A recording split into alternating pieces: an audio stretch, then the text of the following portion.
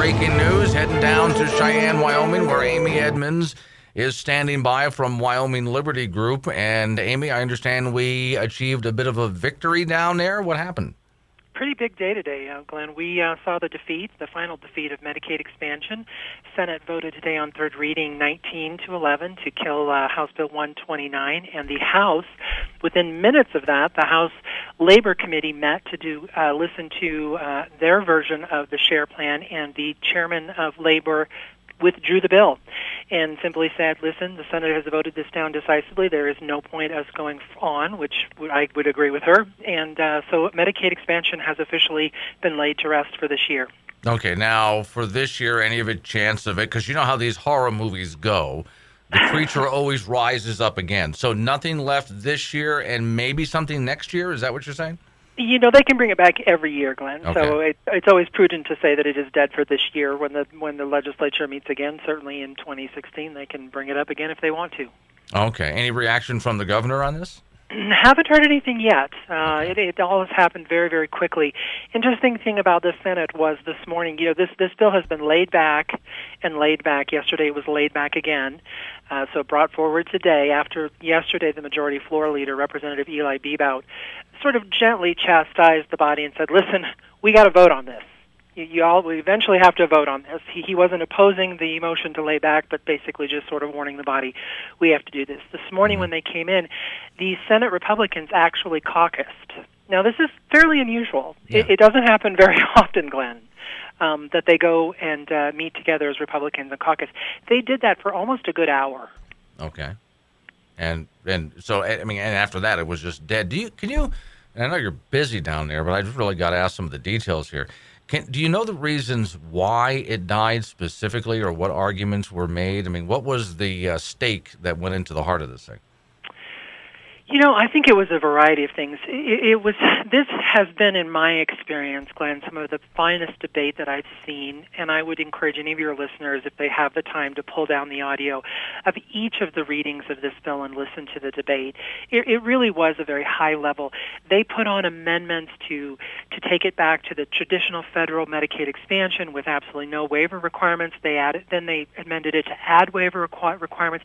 They debated both sides. They debated the supposed savings that Wyoming agencies said that we would see with Medicaid expansion. They proposed, creating this Medicaid expansion account, an actual financial account, and dump those supposed savings in, which is really sort of a technical way of calling a bluff on these agencies that said they were going to see savings. Right. They discussed everything. They debated every aspect. They debated putting a work requirement in for folks who work. I mean, they debated, I think ultimately, it was a little bit of everything. It was a little bit of the fact that this is just, I think the senators felt this was just an unworkable proposition. Right. Today, the debate really centered around a couple of key things. Representative Larry Hicks, I thought, did an exceptionally good job of taking it outside of the borders of Wyoming and saying, listen, this ultimately will affect the federal deficit. This affects our entire country.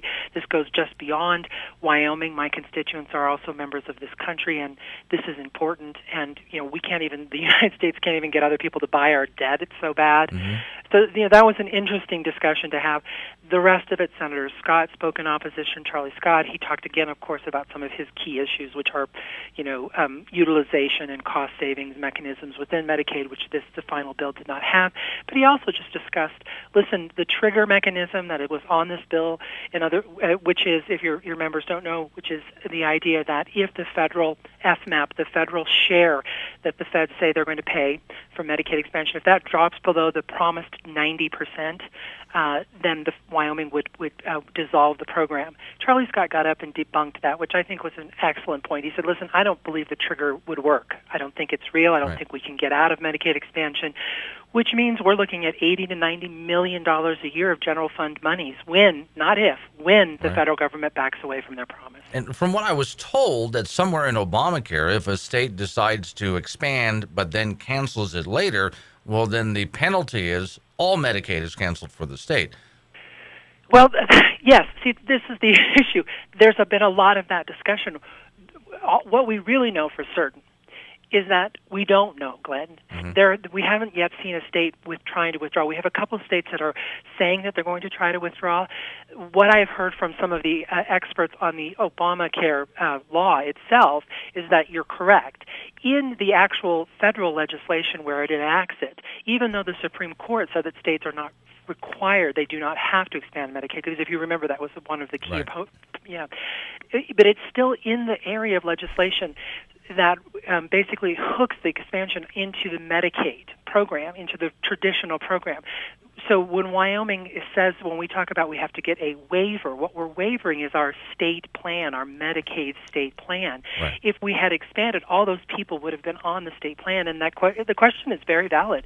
We don't know, and that's a huge question to not have the answer for before you expand. I'm talking with Amy Edmonds from Wyoming Liberty Group, who's good to call in at the last minute because Wyoming is not going to expand Medicaid. Now, last question for you, Amy, and I'll let you get back to work. So is there any repercussions for the state of Wyoming to not expand?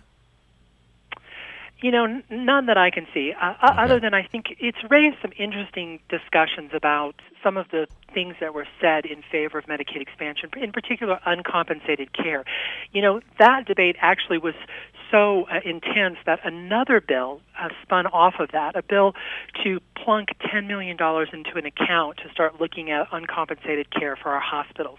I think that conversation, Glenn, is going to continue because I think some policymakers were persuaded that, listen, in our small, more rural hospitals, we do have an issue with uncompensated care. At least that is their perspective, and they want to talk about it. So I think we will see more discussion about that. Okay, very interesting. And Tennessee, in case you hadn't heard, Tennessee did the same thing last night that the state of Wyoming did today. And their reasoning was they looked around the country at every single state that had problems with Medicare and then made the mistake of Medicare expansion. And it was such a disaster, they just decided not to do it, which, by the way, that means the legislators also went against their governor.